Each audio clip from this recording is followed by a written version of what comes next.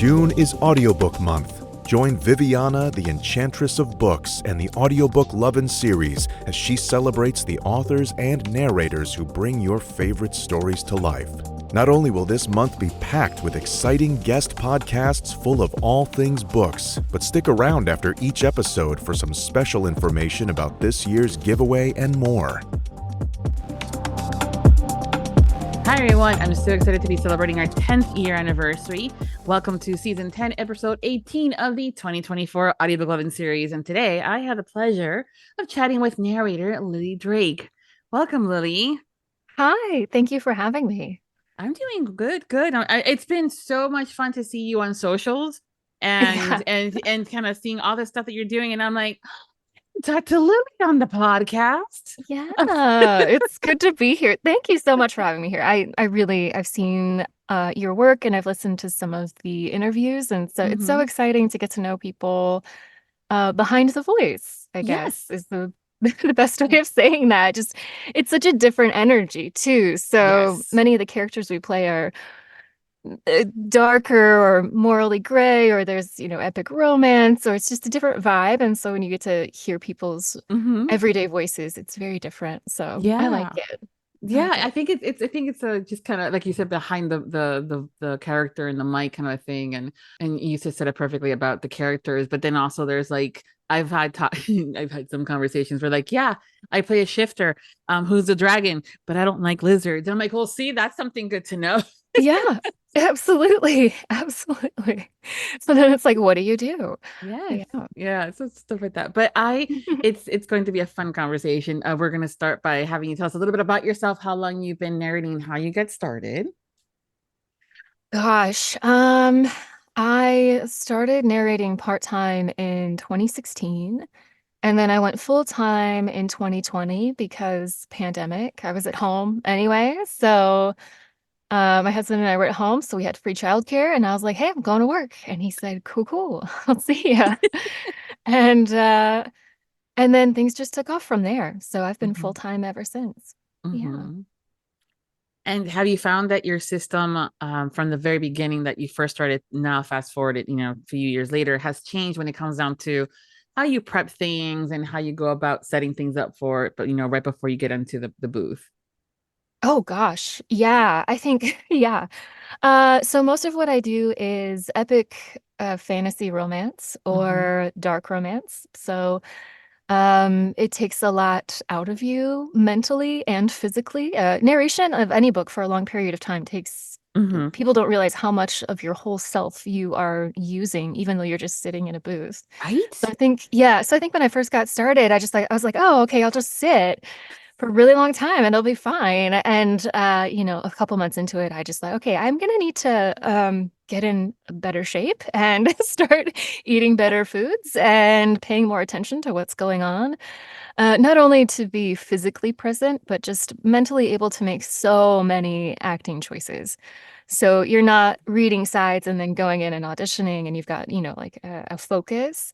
It's all of the characters. It's understanding how they are intertwined together, what the author's trying to say. There's so much mentally going on. It's quite a head game. And then to stay grounded during that, I think it's really important. So my process, I guess, for lack of a better term or a less pretentious term, has shifted greatly. Also, as I age, I know it's only been like 4 years since I've been full time, but a lot has happened in that 4 years. Like I had a baby in 2015, and just recovery from that, and then feeling your voice change a little bit, and just hormone shifts as you get older. So like all of these physical things and all of these mental things are important to take note of. And then that changes sort of how you prep before you get in the booth, and also how you prep your materials too. So it's been crazy. Isn't it? I mean, I pivot a lot. Yeah. Well, the thing is, a lot of folks think that it's an easy gig to get into and to continue too, by the way, right? Because someone told someone, oh, you sound sexy or you have a good voice. Yeah. And I think especially since the pandemic has happened, we've had an influx of individuals join this side of the career as far as the audiobook world on the narration. And I think sometimes we tend to forget to have that dialogue about, listen, you're going to be sitting down for about 9 to 10 hours, depending on how long that book is potentially. And Yeah. there's a lot of things that goes on besides just you sitting there. So if you think this is an easy gig because your ass is on a chair, Right. Yeah. it Think really again. isn't. There's a Mm-mm. lot that goes into it, including it's not easy sitting for X amount of hours, dude. For, whoever thought that that was an easy gig does not have to get up from that chair after a while. I think it's such a misnomer that Yeah. like, oh, I'm just talking. I'm just reading Mm-hmm. out loud. Like, no, that's, maybe 10% of what you're actually doing. And Mm-hmm. I had a woman actually come up to me during a conference and she asked me quite a salacious question. Um, so I was at a signing narrator at a conference, right? And I had my own table, which never happens, but somebody dropped out and I had my whole table. And so, I was scrambling to find things to fill the table, and I did a great job, if I say so myself. Target really came through for me. And she came up, and there was quite a few people. I was really surprised. And I was signing one thing and having a conversation, and I saw this woman kind of scrolling through my work on my iPad. So I always have something set up if people want to listen while they're there, because mostly people don't know who I am. So I try to have as much interaction, like Mm-hmm. things to do at my table, so that people can kind of get a sense of who Lily is. And she leans over and she says, "Excuse me, do you feel the things that you narrate?" And okay, yeah. So this question gives me pause, and you kind of have to read the room because the people who ask this question are normally not um wonderful people. I don't know how else to put that. Um, but she looked genuinely concerned and like for my well-being. And I looked at her and I said, "No." And I had to explain that, yeah, yeah, I don't know, my country just came out. Yeah, we're Yeah. saying words.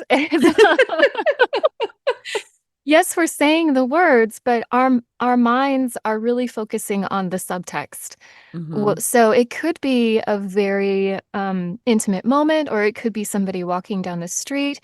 But what we're communicating is the vibe, is the feel, is the like, what is the character actually trying to do, or what are they thinking or feeling? And in order for me to connect with that, my mind might be someplace else. So Mm-hmm. for instance, there's this in this romantasy, there's this point where this girl is looking at this guy in awe. I've never looked at a man in awe before. I can't relate to that action, but I have been in awe of something. And so I was thinking, okay, well, what if I've been through that is this moment of awe, but not scariness, but you're kind of intimidated. And I was like, fireworks. I'm gonna think about fireworks. So they're in this intimate moment, but I'm thinking about fireworks, or I'm thinking about like the first time I saw a sunset, or that sort of thing. So I reassured her that I'm safe, I am fine, I am mentally okay, I am grounded, everything is okay.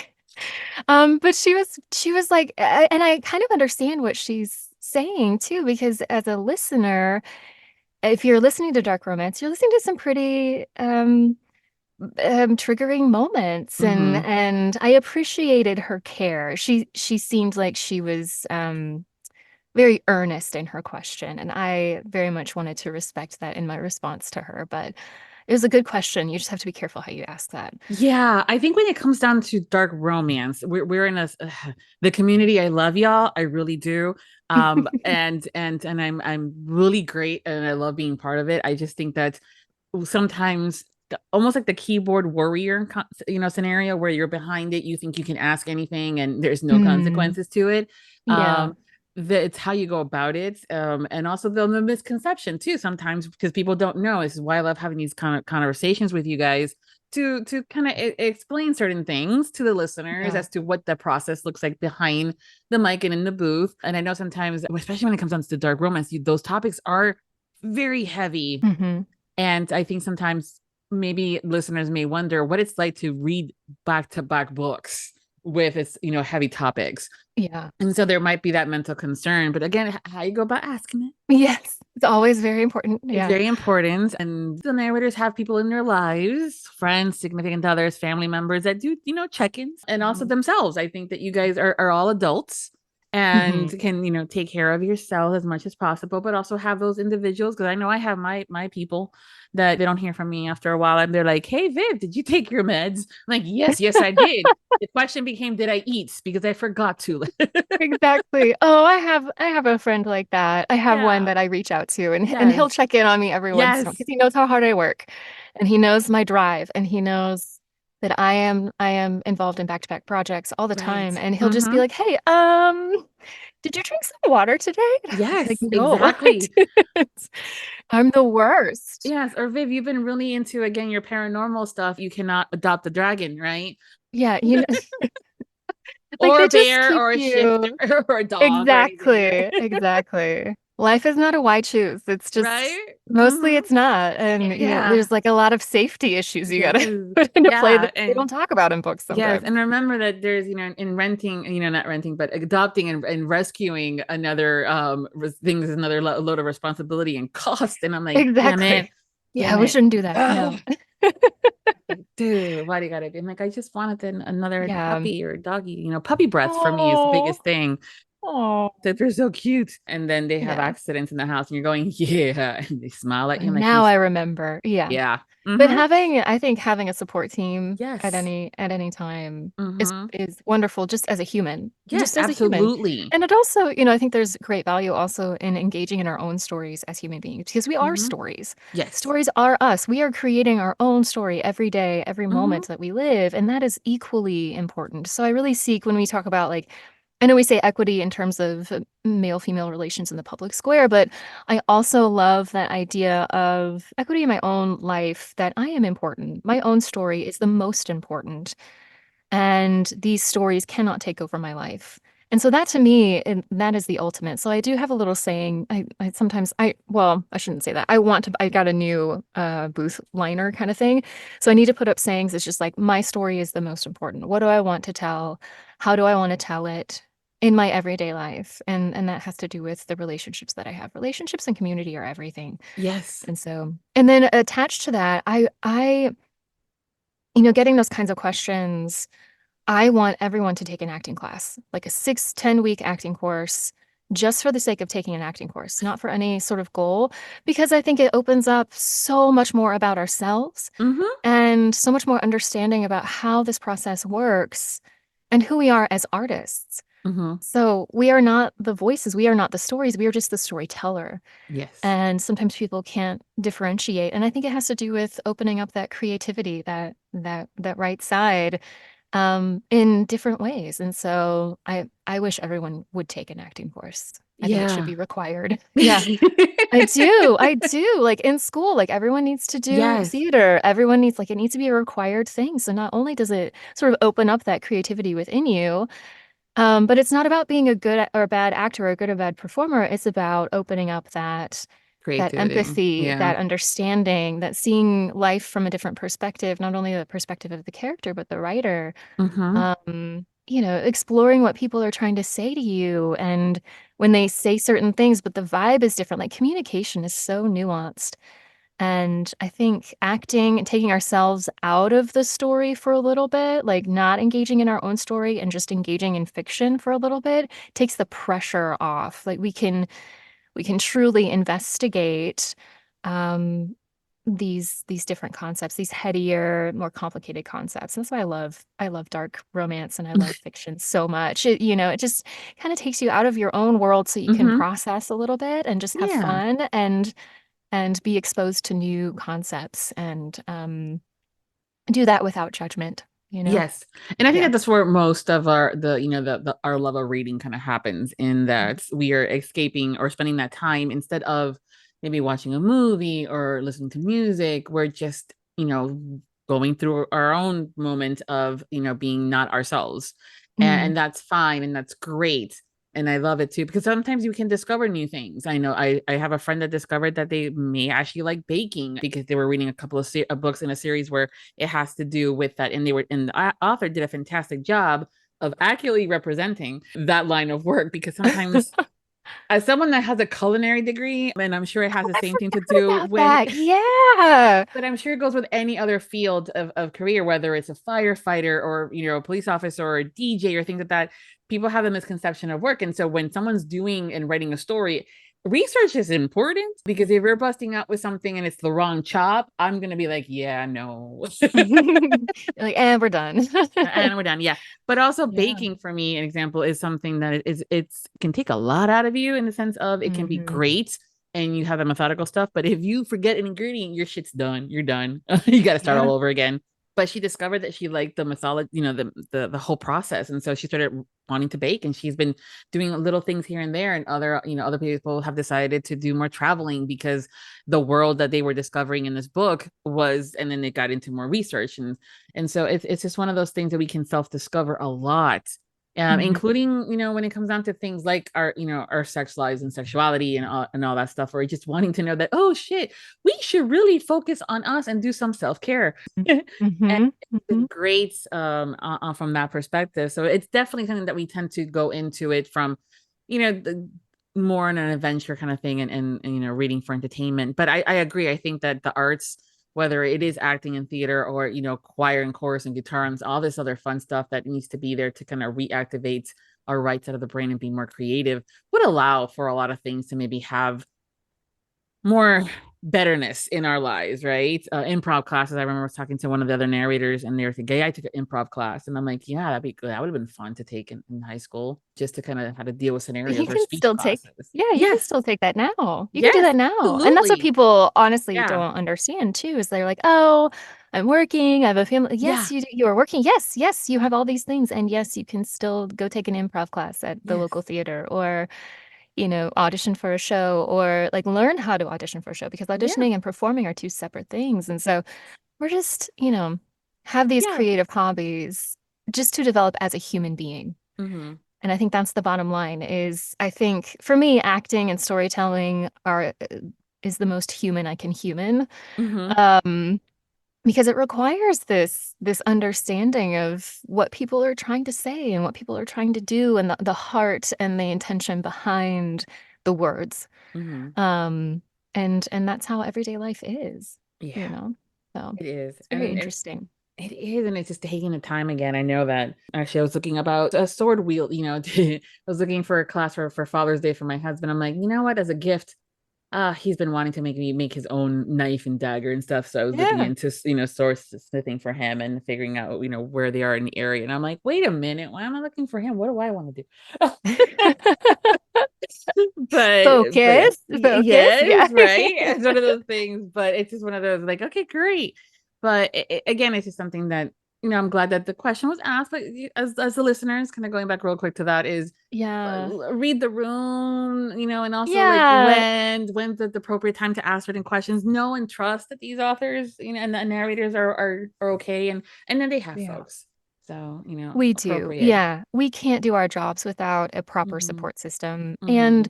and without knowing what our mental health can take, Mm-hmm. and when that's being stretched too far, and also being aware of our own bodies. So it's Mm-hmm. we have to be in full alignment in order to do our jobs properly. And I Yeah. don't think people understand that fully.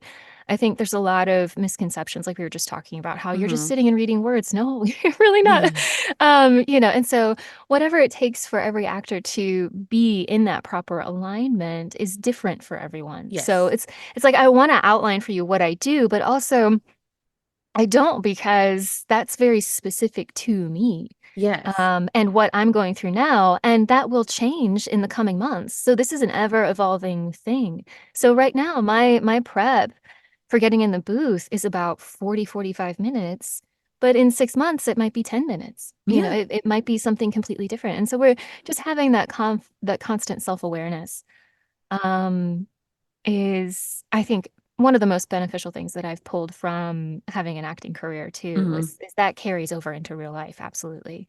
So not only are you aware of yourself, you're also aware of other people and their body language and how they communicate and all that good stuff. So Yeah, it's absolutely. been fantastic, a Yeah. fantastic journey. And we evolve with any skill sets. You hone it, and you Sure. craft it, and And I know sometimes it also depends on the book and the length of the book and what's going on Yep. in life and all that fun stuff. So it's always kind of fascinating to me what it is that we're looking at and how that goes about it. You actually jumped into a little bit of a Southern accent, like you said yourself there. And I did. yeah, I do love the accents and anything. It's one of those things where it's just fascinating how we can, we hear it and some people are like, oh, just keep talking because I can hear that all day. Mm. What are some of your favorite accents to perform? So I'm from North Carolina. So my accent is I guess considered Southern coastal. Mm-hmm. And I didn't know I had one. So I wasn't born and raised, well, I was born in the not in the South. But was raised mostly in southern states and all over.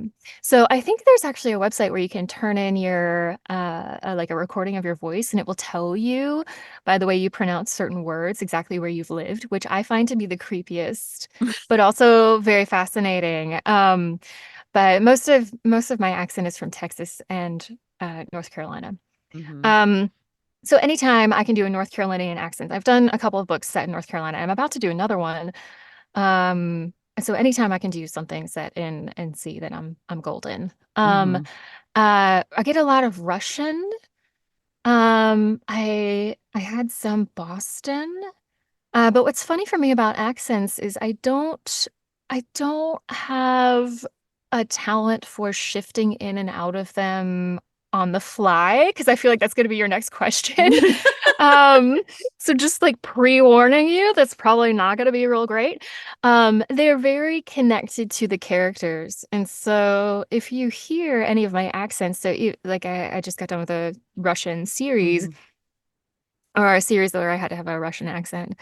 Um, the accent itself varies from person to person. So you can tell that they're Russian, but their vowels might be a little bit different because it's the same with Southern accents. So my Mm-hmm. accent, so some people really love it, and some people are like, "Oh no, that's fake." I'm like, "No, it's actually real because I've been here for a very long time." And so, it's just how I talk, and it's the idiosyncrasies that I've picked up Mm-hmm. along the way. And that's how all accents are, Yeah. especially since we are so transient, since human beings can travel and live in places Yes. for long times or long periods of time and then move to a different place for a long period of time. So you pick up different things wherever you go. And that's very specific to each person. Mm-hmm. So another person here who lives in North Carolina might have a slightly different take on the accent. So, and also depending on the city and depending whether it's rural or urban or, like whatever. So accents are very relative for me. Um, so when somebody says, we just want a general Boston accent, I'm like, I don't think there's any such thing as a general Boston because you have Southie accent, you have all these different little places, these little pockets of people. So Yeah. when that happens, I usually ask, hey, where specifically do you see this character living? Like, where is this fake town that you've created? And then I can pinpoint what I want that accent to be, and then Mm-hmm. relate that to the characterizations of each of these characters. Does that make sense? No, So, absolutely. It's yeah. definitely something that sometimes we do stereotypical, we stereotype. Yeah. Yeah. And I want to And shy away from that as much as yes. possible. I don't like that at all. So, Well, I mean, at the same time, it can't always, there's just certain things that we may, again, all of an accent, but if we were actually speaking to someone that is Scottish or Irish, mhm. if we're not going to hear what we hear in our books because it's a Right. slightly, it's more of a subtle accent. Because I've known people that are from there and the same thing when they're like from Texas and they start Mhm. talking and I'm going, slow down, please. Yes, they do. It's fast and it's Yes. twangy and it's got a little bit Mhm. of a edge to it. Yes. But it Yeah. also depends if you're from North Texas or you're Yes. from Houston or San Mhm. Antonio or like, East Texas is going to be lean towards like more Louisiana. You start getting to that area and that's going to take on a different flavor. So, Yeah. I'm yeah, it gonna just depends. I'm gonna have to ask you for that website because I'm kind of curious. As someone that was born and raised in Miami, Florida, Oh and has yeah. been told that you have an accent, and I'm like, yeah, good luck trying to figure that one out because I don't even know. Yeah. If you're kind of curious to see what they bust out. I'll look it up. I'll look it up. I saw it while I was scrolling Yeah. through, and then I got scared because I was like, Yeah. oh, I don't know if I like that, but I'll have to do Well, I some mean, it'll research be and pull it up. interesting for me, I think, and Mm, also, but it's the truth. I mean, when I go to Savannah, Georgia, after a day or so, I have that accent that I'm picking up, and I still, hmm after 20 something odd years, cannot say the word car correctly and ease because I go ka. So I'm like, yeah, and hey, honey, I'm gonna go to the ka, and I'm like, I spent a week in Boston for fuck's sakes. Yeah, that's so funny. And if we are attuned to our environment, Yeah. we're gonna pick that up really quickly. And Absolutely. some people Yes. do, and some people don't. Some people Yeah. have been living in the same, like they were born and raised somewhere and they're Mm-hmm. transplanted somewhere else and they still have that accent from where they grew up. So it's very fascinating. And I think it has to do with the brain. And I want to do a deep dive on it, but I'm also really busy. So Yeah. like I want to nerd out on this so badly. Right? But Yeah. yeah, I actually thought about getting a PhD in like languages, Mm-hmm. like vocal care, like vocal pedagogy, and Mm-hmm. just the combination of the brain and how the voice functions has always been fascinating to me, especially with languages and accents um and all of that. So Yeah, yeah. I mean, even from someone that is bilingual because of my parents being from Latin America and Cuba and stuff like that, and I had my grandma that lived with us who was from Argentina. So Mm, again, I was born and raised in Miami, and so I shouldn't really have an accent per se when I speak Spanish. But it depends on what my mood is and who I'm speaking to. yeah. If you piss me off, that Argentinian accent is going to come out really quick. But it Well, goes back, to that whole thing about who's in your environment and where you're yeah. at and things like that. So, Well, mine uh, appears when I'm tired or uh-huh, uh-huh. tipsy. Yeah, So, see? today I'm tired. So it Thanks for may come clarifying. and go. Yeah, no, I have not had anything to drink today other than tea. Hmm. Um, and there was nothing in the tea. It Yeah. was just rain. Okay. But yeah, I remember I was messaging a friend of mine about a work project, and I had had a little bit to drink. It was like a Friday night here, but in their time zone, they were 5 hours behind or 5 hours ahead. I can't remember exactly which one it was. It was a while ago. And I didn't realize it, but they messaged me back and they were like, what are you? Like, what are you saying? I don't understand. What is happening to you right now? And I was like, oh, I'm about 3 drinks in. It gets real southern. It gets real southern real fast. Like that second drink, you get halfway through that Yeah. second drink, and I'm like, oh man, I cannot hold. After kids, you can't hold your liquor anymore. So so that southern accent just comes blazing out. Ah, And yeah, and that's they so just thought it was hilarious. hilarious. Yeah. It's like, okay, someone's tired. Yep, someone Or needs in to go this, to bed. yeah. Uh-huh. Uh-huh. Yeah. But That's again, it's funny. something that is for me, it's fascinating. And it is something too that I kind of want to learn more, not so much on the like for me, it's like the mouth movement and the tongue. Because Hmm. yes, I mean, you guys sometimes get into it about like, and I've also heard others and seen shows and things like that were like, depending on this, and it's if the tongue is more higher, flatter, and am I going, I have control of my tongue. Yeah. It's just a muscle. Right? I Yeah, mean, it's I just can a roll my muscle. R's. That's as far as I thought I was controlling Oh my it, God, it but took me forever to learn how to roll my R's. yeah. Oh my gosh. I was in my sophomore year of college and was studying opera and I had to roll my R's. Like that's like one of the first things you have to do and everyone could do it and I could not do it. I had to Oh, I had to lay upside down on the mhm, side of my bed or kind of like, just kind of touch your toes just so that your head was in a very relaxed state and loosen up the tongue. My tongue would just like wouldn't do it. And then that's when I kind of realized, oh, the tongue is a muscle and you can mhm. control it. But mine, I Yeah. can't go I can't go at accents from a technical perspective. Yeah, see. It just doesn't work for my brain. I have to do it from a conceptual perspective, Yeah. See, I think that if that that's makes also sense. no, absolutely. I think that's also kind of maybe how I was looking at it because Mm. for me, I hear wah wah wah wah wah, not Mhm, being mhm. disrespectful to the other person, but it does not compute in my head when they're like, have the tongue on the back more down and this, and I'm going, can you just speak it for a little bit? I will, I can Yeah, figure it I'll pick out. it up. I'll pick it Mhm. up. Yeah. Yep, and that's exactly what I do. I had to have Hmm. a Boston accent. I was like, "Oh gosh, I don't that's so hard for me." especially because I come from the land of soft R's. And Yeah. so, and I'm so used to doing British accents, the land of no R's. And so it's just like, or like, you put your R's slightly in different places and depending on what part of, Britain you're trying to emulate. And so, I mean, and just getting into that is like Yeah. amazing. It just It's a explodes. lot, folks. So It's a for lot. those, Yeah, yeah, yeah. So for those that wanted to get into this career, understand that there's sooner or later you're gonna get into accent work and Yeah. there's gonna be Or homework, not, folks, or or not. not, or you can just say I don't do accents. But really, you're kind of cutting yourself off there from a lot of different opportunities. Yeah, but Just they be have open some. to it. Yeah, I'd say Yeah, if anyone's new, just be open to be learning new open to it. accents. Mm-hmm. Just choose one. Just choose Yes, one. And learn it. luckily for audio, you were talking about having a slight accent. Sometimes all the listener needs is to understand that they're from Scotland or they're Mm-hmm. from Argentina or Mm-hmm. and so what are those key characteristics, and then you can put in um like the characterizations on top of Mm-hmm. that. um Sometimes you can get away with that, but I don't know. Maybe I'm a purist. Maybe I overthink things. No, me, No, gosh, us never. never. Never. Yeah, I know, right? just don't ever characterize it because after a while, Yeah. regardless of what genre of the book is, the Lucky Charms accent is not something that you want to hear for the entire time. No. No. Yeah. Yeah, yeah, yeah. And that's something to take into consideration too. I auditioned for something where the male character had to have a Scandinavian accent, and I was like, that's so specific.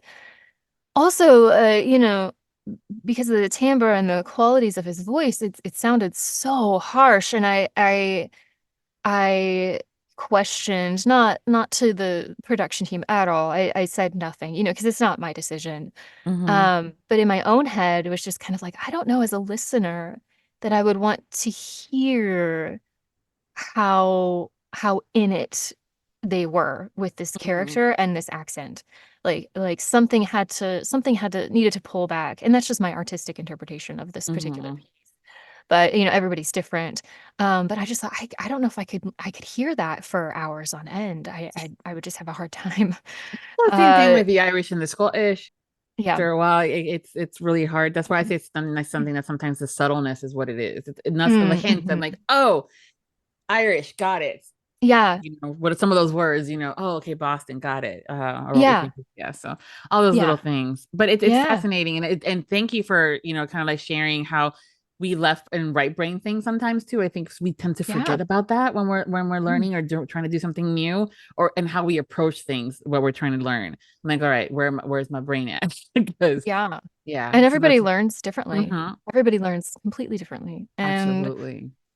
gosh, I was so happy when I graduated from college. I was so happy. I just did not learn. So a lot of my grad school experiences were learned by rote. And I don't learn anything by rote. It has to be Mhm, connected to something. I have to feel it. I have to understand it. mhm, There has to be like a philosophy behind it. And they were like, no, just memorize these terms. I can't. I'm going yeah. to fail. Mhm. I had to drop the course. Oh no. Yeah, there was another one I had to take and I had to retake it. I got a D because it was just rote memory. And I was like, and it just made me like sad about life. I don't know why. I had such a viscerally negative reaction. I was like, this is so boring. And I never want to spend my time learning anything by rote ever again. Whereas my roommate could learn by rote just like that. Yeah. Like, and Ah. she would put things off and she would study the night before and then she'd take the test and she'd ace it because she could Mhm, just learn by rote. And I was like, I can't do that. I have to like connect everything together and it takes forever, but it stays with me. So for mhm. her, I asked her about it towards the end of graduate school. And I was like, how do you do that? She was, I don't know how I do it. I just do, but I will tell you, I don't remember anything from my classes. Yeah. I See. barely remember anything. Yep. I was like, oh, okay. So I remember way too much about my classes. Like I should probably like offload some of this stuff, maybe, the stuff that doesn't serve me right now. But I'm Yeah. also one of those super nerds that keeps her notes for decades. Like I still have notes from my undergraduate classes.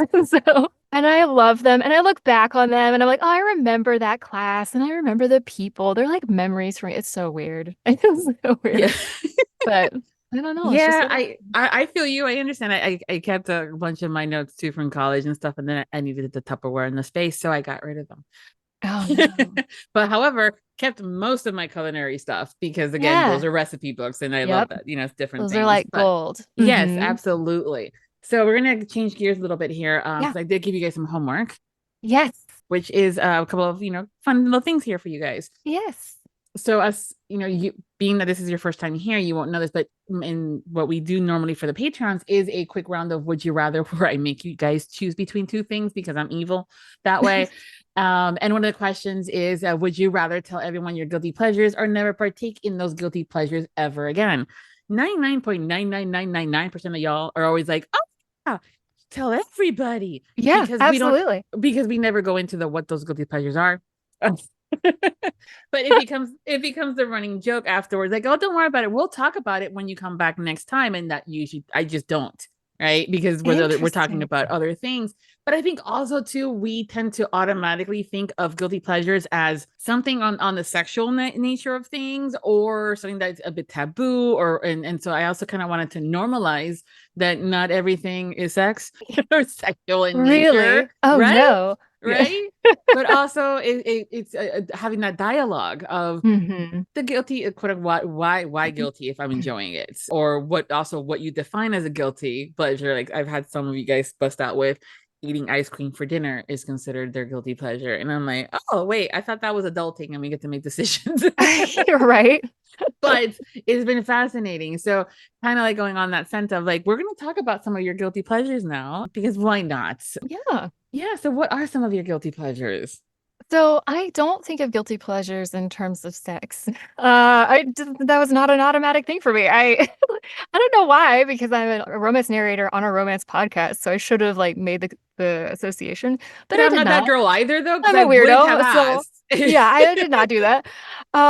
Number one was the Twilight series, always the Twilight Okay. series. I read the books and I watched the movies, and they are such like I watch them when I feel like I'm having a sick day or if I need a brain break, and I don't know why. It's such a strong vibe, and I had never heard of this like competition between werewolves and vampires before in my life, and as all of us girlies hadn't. Mhm. And so the fact that it was so mainstream and so other at the time, and then like the first movie was also its own vibe compared to the rest of the series, Yes. and it's caused such controversy, and I was like, what powers does this woman have? And I thought what she did was just kind of brilliant. And like love it or hate it, it doesn't matter. It's just like what happened, what birthed out of that series was just phenomenal. And I love that she made something that was paranormal so incredibly mainstream by tapping into this like vibe. This I don't know what else to call it. It's just its own thing. And I love that feel. And so I'm just like, okay, cool. I love anything that has this strong identity. So like Gilmore Girls has a very specific identity. And also so does like The Marvelous Mrs. Maisel, like written by the same people, but very, very so you see the similarities, but very different vibes. And I love both for what they are. And I think that's the thing about art is like you gotta love it for what it is. And you can love it Mhm. or hate it, but it is what it is, you know? Yeah. So yeah, Ah, that's number Twilight. That was that's oh Twilight. my God. I mean, like, so my sister and I were in a stage in our, and she's my identical twin, and we were in a stage in our lives when that book first came out where we were not getting along. It was not a Oh. good time. And which is rare, I think people tend to think for especially identical twins. Everybody thinks that Hmm. we're like adjacent to the hip, literally and figuratively. But we were not having a good time. And in just conversations and stuff, she had mentioned that she was reading this book. And she's like, have you read it? Considering that you're such a book nerd. And I'm like, no, like I haven't. So I started reading it. I could not read it because my wanting to be a teacher at the time, my red pen came out, and because there was just a lot of things for me that were just grammatically, I'm like, who the hell edited this? So I'm like, oh look, there's an audiobook. Thank God. It's saved me being able to read it because it was you guys as narrators performing it's we see it differently than if we were reading it with our Hmm. eyeballs. Still get the Hmm. exact same result as far as the story goes, Hmm. but it's Hmm. just, I'm like, oh, there's a run on sentence, but you made it sound good. Okay, great. Oh man. Oh man. Right? Unedited things. Oh my Oh, goodness. I just yeah. got okay. I'm gonna complain for a little bit. Edit. Well, see, so okay, so some of my friends are writers. Mhm. I don't think I could ever be a writer, so I have so much respect for writers. It's just something I don't have the patience to do. Mhm. But they were like, "Oh, Lily, like what, we're sending this to audio. What is your advice?" And I was like, "Read it out loud Loud. yourself. Don't worry about being an actor. Don't skim it. Don't read it fast because you'd be like, pulled into the car, but don't do that. Mhm. Slow down and read it. And for some reason, that slowing down, that Mhm. action makes your brain like flip into something different. I want to know what it does, like scientifically. Okay, I just need to go back to school. Like I just need to go back to med Gonna school. say someone's gonna go back I'm to like, school. someone tell me what the correct verbiage is. But it just makes everything make more sense. And Yeah. I gave her an assignment and I was like, read it before you give it to me. Go home and read it out loud. And she came back. She was like, oh my God, we changed 4 entire chapters. Yeah. We got rid of a third of the book Mhm. because when you hear it, it is a completely different art form than Yes. when you read it. And Yes. that's another thing that some authors have do understand, and I love working with them because they get how to write for audio. Mhm.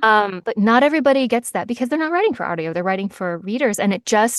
But even so, even if you don't plan on sending your audio or your book to audio, totally fine. Read it out loud to yourself. Mhm. It will flip a switch in your brain, and all of the sudden you'll just have it's a different way of editing. It's almost Yeah. like copy editing versus developmental editing. Yes. And Two it very is separate things. Yeah. it very Yeah. much is two separate things, but also too, it's like our brains kind of fill in the gaps when there's an error Yep. because Yep. we know what we're writing and stuff, or that we assume it should be there, so we fill it in. Which is why I don't Exactly. beta read, by the way, because my brain fills things in for Hmm. the issue. So I'm not a good beta reader, but I'm an excellent alpha reader because if for that, alphas are more consistency on the story and plot and things like that versus the Interesting. yeah, I because again, oh, there's supposed to be an A there, and I'm like, no, it's my brain filled it in. Hmm. But editing is something too that needs to it can make or break it. I remember like going back to that Twilight thing. For me, I would not have picked up that book again if it was something if I couldn't find it in audio. But because I was able to find it in audio and the performance was done well from that perspective, my sister and I were able to have dialogue and kind of got back into a good groove and stuff. And Hmm. never in my I'm like fast forward now to what 20 something odd years since that book came out at this point, and there's still Team Edwards and Team Jacob t-shirts and stuff like that, but Yeah. and bookmarks that are coming back and saying like I used to have one of those. That's so funny. Yeah, but it's just one of those where saying it out loud sometimes it does change it. It's like that's funny meme with the comma about I'm going to eat grandma, with Yes. grandma kind of a thing, and Hmm. all that stuff is where you place it. It's the same thing on how you perform it versus everything's fine, everything's fine, everything is fine. It's all this little Yeah, different nuances, and it goes a long way. it really does. Yeah, but also I think too sometimes this also goes back into editors, right? The author Hmm. has trusted someone and hired someone and paid them Hmm. money to Hmm. do the Hmm. editing. And so from for the more you know moment, Yeah. not everyone is a professional. Some of them, it could be a best friend, but Yeah. you might be fortunate to have that one really good friend that might also be an editor or be an English teacher and things like that and have a degree and be able to do it for you. But there's also Hmm. other little nuances. So as authors go, this is your baby, spend the time. But going back to guilty pleasures, Yes. Twilight, that Mm, first movie had the best soundtrack though. it uh really did. And that's one that I sometimes have on repeat when I'm having to focus on things. For some reason, I end up in that one song, and then I'm like, Uh-huh. oh, let's look up the rest of it. Yeah. So yeah. Yeah. Well, I mean, I can understand where might be considered a guilty pleasure, but it's also what we find comfort in and things like that, right? Yeah. Yeah. Yeah. I think you asked for two. Did you ask Well, for two? I don't whatever, remember. how many ever you What want do to you want to share. do? I don't Okay, I don't know. I don't yeah. know. I came prepared. I did a Okay. whole I'm so glad I spent 30 minutes before this. Such a student. Maybe, maybe So not. I don't know. yeah. I felt really bad about it. Yeah. Hey, That I I didn't was like the think more about it. No, I was the girl that it was due at 1 and I was finishing a 5-page a paper by 12 o'clock. Oh yeah. Yeah, yeah, yeah. So I get I it. feel I'm that. totally understand. Yeah. So you Yeah, talking yeah. about having multiple like guilty pleasures or just other things? Oh no, it's Okay. not anything salacious or juicy or Okay. anything like that. So it's just I was like, do we need anything else to talk about? No, we don't. We have plenty to talk about. Yeah. So it's whatever, it's this concept of like whatever I'm into, like I'm really into it. Like I'm gonna do so like I'll do a deep dive on coffee. I did a deep dive on chocolate. Like I'm now into tea. So Nice. yeah, so it's like whatever one thing I love at the moment, I have to know everything about that one thing. I don't know if that's like ADHD coming into play or if that's just like Hyperfixation is I a don't know. thing, A but little also bit. you're a Yep. learner. I've noticed that I you are am. such a learner that you I want to know the am. intricacy, I but that can't also brings just you drink pleasure. coffee. I can't just drink the coffee. I gotta know where it's from. I have to know who brewed it, like who what is it, roasted it. Yep. I have to know how they sourced it. Like I just like it. I just It's like a knowing learner. the Yeah. things. Yeah. Yeah. So it's definitely a kind of it's being a learner. As someone that's also a learner, I can relate, and I've also Yeah. been hyper fixated on certain things too. So it's something that's just human nature, I think. Yeah. I think people say stuff and I have like 5,000 questions. I think Mm-hmm. I scared off this guy once. He was like, "Oh, I want to get to know you." And I was like, "Do you?" I don't think you do. And he would say something, and I'd be like, "I have 400,000 questions about the 2 lines you just said. Like, do you want to Mm-hmm. know?" It's so I think it can be a little bit off-putting for people. So I try to temper it as much as I Yeah. can because you don't Well, want to bombard people with your random questions. But but then again, I'm also the friend that knowing that you're more into tea now, and if I was to gift you a tea, I would also do that due diligence and provide yeah, you with a little paper pamphlet of some sort of like yeah. where it was made, what these ingredients are, how else you can use these in chamomile, for an example, or Ugh. elderberry and things like that, just from like, and then kind of get you started in a Yeah. nice platform. But When I'm is that my kind of birthday? I'll friend. tell you my birthday Yeah, is. see? Perfect. Please. Are you gonna be Yay. at Book Bonanza? I'm Are you not gonna going to be there Okay. at this time. And I'm sad because I know it's the last one, It but is. it's just one of those things where there's just so many book conferences, never enough time or Oh my money. God. Yeah. Yeah. So you're going to be at Book Bonanza. Are there any I other know. events that you're going to be going to for the rest of the year and maybe next year that we can start tracking? Yeah. So I'm gonna do is it Villains and Vixens Yes. next year? I'm gonna do that one. And then I'm also gonna do TNT, so Tempting and Tantalizing in Raleigh. I think that's in March. Mm-hmm. So I'm gonna do that one. And then Vixens and Villains is actually in the same place as Book Bonanza is. So we're gonna be in Texas for that one. Nice. Okay. And I think I'm just doing two. And then the rest of my travel is gonna be like the APA and the Audis and like award shows and stuff like that. So, and those get expensive really fast. They So, do, they all do. I mean, it's outside my house. yeah, like it's gonna cost gas money for me to I gotta park my car for Right? $100 for 4 days. Yeah. Yeah, Because I'll stuff be like at that. Steamy Lit at the beginning of August. Oh, And nice. so yeah, and that's my first time in California. I have my dear friend Shiloh James is gonna be my host and tour Yeah, I guide. love Yes, Shiloh. no, she's fantastic. And Hmm. it's just gonna be one of those fun things. I'm spending a couple extra days there too. Again, first time in Cali. So it will be a fun thing. And then I'm looking at what other events that are, good, organized, well taken care of events. Yeah. Yeah. And that are fun and I Yeah. don't, it does not have to be something that's 5 days long. I'm fine with quickies. I have no problems with a quickie, but I also want to make sure that it's where you guys are going to be at and it's something new, so maybe Yeah. somewhere I've never been before. So TNT is a quickie. That's a one day deal. And then I think Villains and Vixens is going to be it's shaping up to be kind of big. Uh, Mm-hmm. I mean, I mean, I think it's at Gaylord, Texas or whatever. It's at a resort style thing, and so I think it's shaping up to be kind of huge. I just love that the name of Villain and Vixen. I just love it. Oh yeah, yeah. I I'm think like, they did a Vivi great needs to job. go to Villains and Vixens. Yeah, yeah. Like you know exactly what you're getting. You know exactly Yeah, what's going to happen. Um, absolutely. yeah, so I'm excited. It looks like they got a pretty good lineup and they seem very well organized. But it's not for another year and a half, so it's not I until know. September of Hey, 25. I So, am all for waiting for a good, well planned, yeah. organized event. Okay. Yeah. Yeah, It's absolutely. the Absolutely. anticipation. And also the list of authors that as long and the narratives that are being shared. I love it too because it gives me time to catch up on their readings Yep.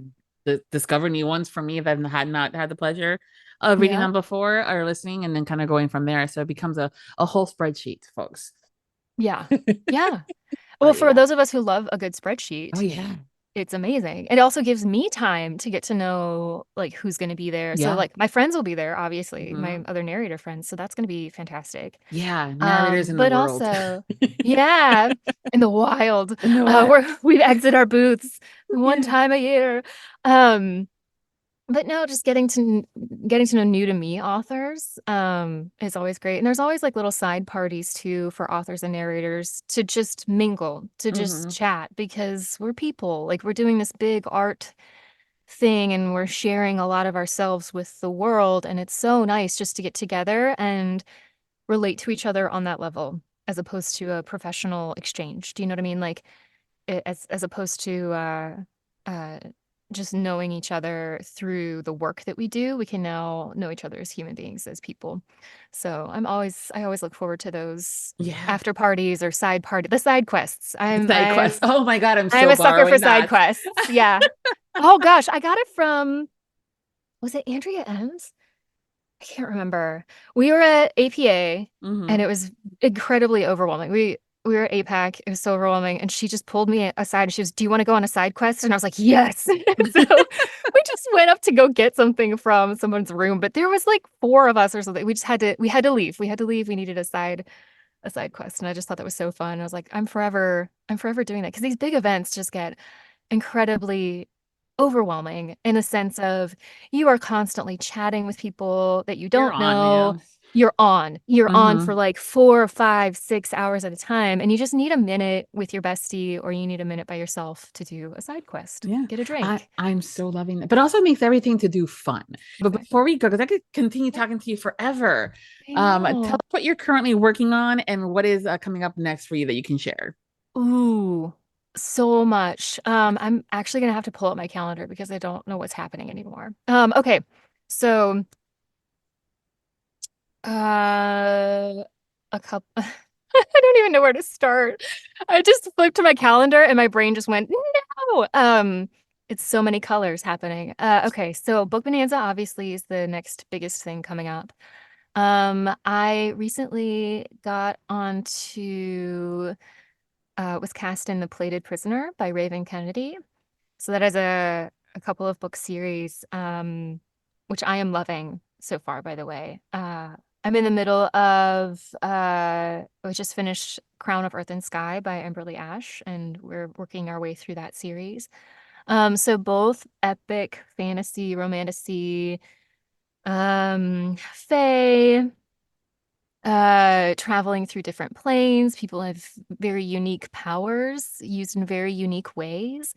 So I've been having fun just as a reader, reading through it, and then also as an actor, getting to dive deep into these very unique characters, and I love it. And then I have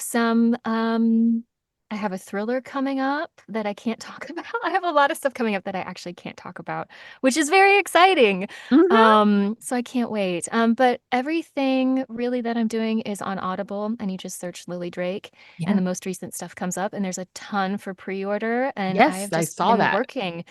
I've just been working like crazy. So a lot of my efforts, sort of in the trench of working, and maybe someday I'll get to breathe. That'll be nice. Breathing's Maybe overrated. not. Yeah, I have a vacation planned for October, very Okay. tentatively, but only because I think I'm gonna burn out Nope. It's good soon to if be I planful don't and take a mindful. minute.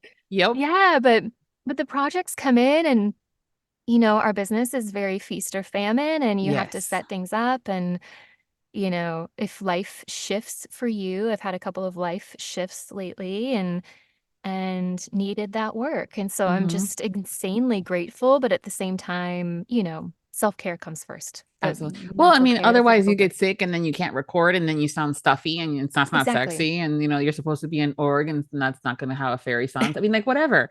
Yeah. You need to take care of yourself Yeah. for Yeah. sure. But yeah, you Yeah. do have a long list. I was pleasantly surprised because sometimes I'm like, I know y'all have stuff that has already been recorded. Where is my pre-order stuff? But yours, Yeah. Lydia has a lot of pre-orders up and available, so I'm excited for that. She And I'm great. does. Yeah, sounds I'm great. grateful that the production companies are starting to put them up really soon. Mm-hmm. I don't know what prompted that, but it used to be we were done recording and a month would go by and then it would just be for sale. But Yeah, there's I love that there's so much for pre-order right now. Yeah, that's another episode. So The bad many and cans of ugly. Yeah. worms. But Absolutely. Well, no. this is lovely. Yes, well, I thank love you talking for to being you. part of this year's Audiobook Lovin Series and helping me Yeah. celebrate. It's been Happy so 10 great. years. Happy Thank 10 you. years. Yeah, Yeah. and here's to 10 more, and we're gonna have so much more fun as this year continues, and then kind of figuring out what else that looks like for the next 10 years. That'll Yeah. be fun. But thank you again for being my guest and helping me celebrate. And everyone, thank you for hanging out with us today. And we hope you've enjoyed this chat as well as the series. And make sure to follow Lilly over on her socials. I will be including that information on the episode's main post over at Viviana Enchantress of Books. You can also check out the Audiobook Lovin 2024 series page, also at Viviana Enchantress of Books websites for more information. And until next time, happy listening. Visit today's episode post to listen to sound clips of some of the books we discussed and enter the month-long giveaway. If you enjoyed the Audiobook Lovin podcast series and you want more, join the Audiobook Lovin podcast Patreon for early access to podcasts, exclusive content like the Would You Rather game and dinner party guests, and additional incentives such as bloopers, graphics, and much more. Support the podcast by becoming a Patreon at www.patreon.com/audiobooklovin. Thank you for joining Viviana and her guests for this podcast, and we hope you tune in again as we continue to celebrate Audiobook Month.